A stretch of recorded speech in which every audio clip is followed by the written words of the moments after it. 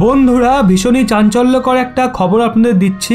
আসলে আপনাদের বলবো নেপাল কিভাবে চীনের এয়ারক্রাফটকে ভেঙে দিয়েছে, তারই সাথে আরো কিছু গুরুত্বপূর্ণ খবর রয়েছে, সেগুলোও জানবো। শুধু শেষ অবধি সঙ্গে থাকুন আর সাবস্ক্রাইব করে আমাদের সঙ্গে যুক্ত থাকুন। বন্ধুরা সবার প্রথমে আপনাদের বলি, ভারত ডিফেন্স সেক্টরে গত 10 বছরে ভীষণই ভালো কাজ করছে।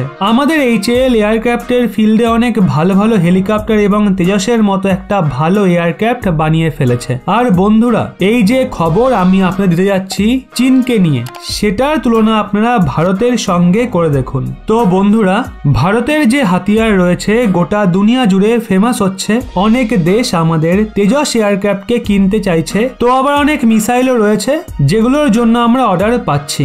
সেই সাথে আজই খবর বেরিয়ে এসছে যে মায়ানমার ভারতে লাইট কমব্যাট হেলিকপ্টারের প্রতি ইন্টারেস্ট দেখাচ্ছে। সেই সঙ্গে ফিলিপিন্স ভারতের ধ্রুব হেলিকপ্টারকে ইভ্যালুয়েট করছে। আগে হ্যাঁ বন্ধুরা, HAL অফার করেছিল ধ্রুব হেলিকপ্টার 7টা মেরিটাইম ভ্যারিয়েন্টস ফিলিপিন্সকে। ফিলিপিন্স সেগুলো চেক আউট করছে এবং সেই সঙ্গে এগুলো অনেক লম্বা লিস্ট ওই সমস্ত দেশের যারা ভারতের থেকে হাতিয়ার কিনতে চায়। এমনই ভরসা ভারতের হাতিয়ারের ওপর রয়েছে। আর ভারতের ম্যানুফ্যাকচার করা যে কোনো প্রোডাক্টের ওপর দুনিয়া ভরসা রাখে। কিন্তু চীনের যে প্রোডাক্ট রয়েছে সেগুলোর যে কি হাল হয় সেটা আপনারা পাকিস্তানে দেখেইছেন। তাদের অর্ধেকের বেশি ডিফেন্স সিস্টেম এয়ারক্রাফট যেগুলো চীন পাকিস্তানকে দিয়েছিল সেগুলো খারাপ হয়েই পড়ে থাকে। যেগুলো ঠিক থাকে সেগুলোতেও সার্ভিসএবিলিটি ইস্যু থাকে। এমনটাই নেপালের সঙ্গেও হয়েছে।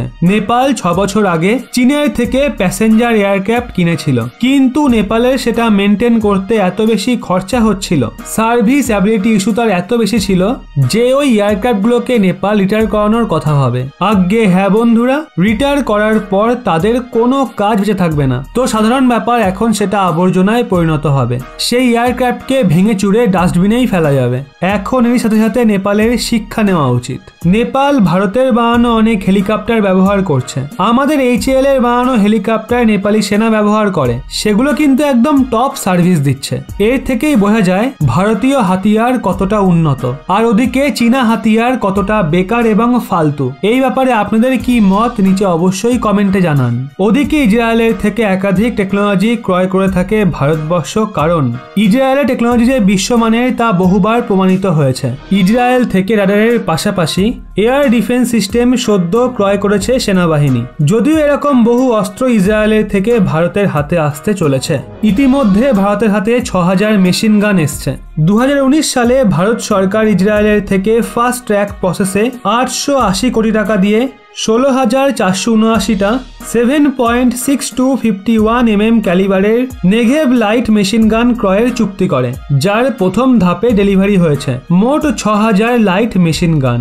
বাকিগুলো খুব দ্রুত ভারতীয় সেনাবাহিনীর হাতে আসতে চলেছে। এগুলো ভারতীয় সেনাবাহিনী LOC এবং LAC-তে ব্যবহার করবে বলেই সূত্রের খবর।